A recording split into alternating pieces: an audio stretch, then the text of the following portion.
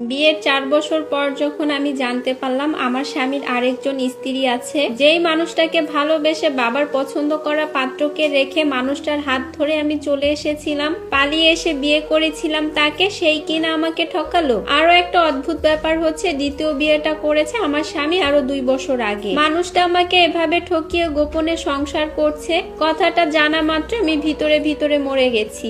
আয়নার সামনে দাঁড়িয়ে শাড়ি পরছি আমি। হঠাৎ এমন সাজার কারণ হচ্ছে আজ আমাদের বিবাহ বার্ষিকী 4 বছরের। সারাটা ঘর আমি সাজিয়ে রেখেছি যত্ন করে। এরপর আমি অপেক্ষা করছিলাম আমার স্বামীর জন্য। ঠিক এমন সময় কলিং বেল বেজে উঠলো। এরপর দরজা খুলতেই দেখি আমার পছন্দের পুরুষ।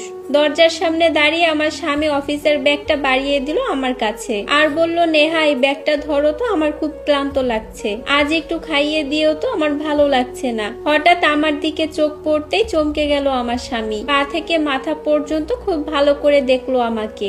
এরপর আমার স্বামী আমাকে দেখে জড়িয়ে ধরলো আর বলল, তুমি আজকে এত সুন্দর করে সেজেছো।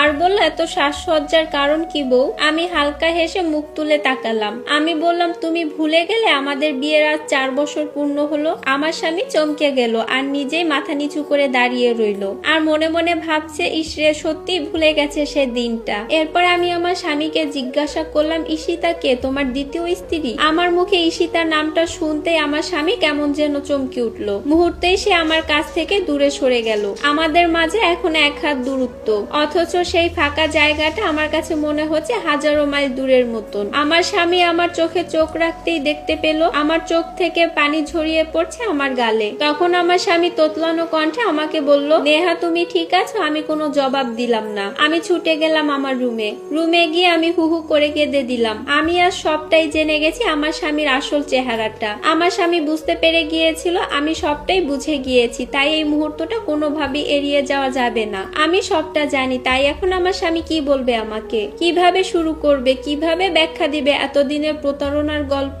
এরপর আমার স্বামী রুমে এসে কিছুক্ষণ পাথরের মতন দাঁড়িয়ে রইল আমার পাশে। এরপর আমি আমার চোখ মুছে আমার স্বামীকে বললাম, বসো তুমি এখানে। তখন আমার স্বামী কোনো কথা না বলেই বসে পড়লো আমার পাশে। আমার স্বামী তখন ঘামছিল। আমি হালকা করে হাসলাম, একটা অদ্ভুত হাসি, ব্যথা লুকানোর যে হাসিটা, সেই হাসিটা। আর আমি আমার স্বামীকে বললাম, ধুর তুমি ঘামছো কেন, কি নিয়ে ভয় হচ্ছে তোমার এমন? কি ভাবছো তোমার দ্বিতীয় স্ত্রী সম্পর্কে জানার পর বাকি মেয়েদের মতন আমিও ঘরের জিনিসপত্র ভাঙবো, তোমার সাথে ঝগড়া করব, পুলিশ ডাকবো, তা না হয় বাবার বাড়ি চলে যাব, তোমার ওই বউকে মারধর করে মেরে ফেলার হুমকি দিব? এরপর আমি কিছুক্ষণ থামলাম, তারপর আবারও বললাম, আমি তো সপ্তাহখানিক আগেই তো জেনেছি আমার 8 বছরের ভালোবাসার আমার স্বামী সে অন্য একটা মেয়েকে ভালোবেসে গোপনে বিয়ে করেছে, সে আরেকটা সংসার করছে। আমার স্বামী হঠাৎ করে আমার হাত দুটো ধরে ফেললো আর কাপা কাপা কণ্ঠে আমাকে বলল, নেহা তুমি আমার কথা শুনো। আমি এক ঝটকায় নিজের হাতটা সরিয়ে নিলাম। আমি আমার স্বামীকে বললাম, আমি সব জানি, ঈশিতা তোমার কলিগ, হয়তোবা কোনো ভুল করে ফেলেছিলে, তাই অবাধ্য হয়ে তুমি বিয়ে করে ফেলেছো আর আমার ভয়ে গোপনে 2 বছর সংসার করেছো। আমার স্বামী যেন নিঃশ্বাস নিতে ভুলে গেছে। আমার কণ্ঠ আরো থমথমে হলো।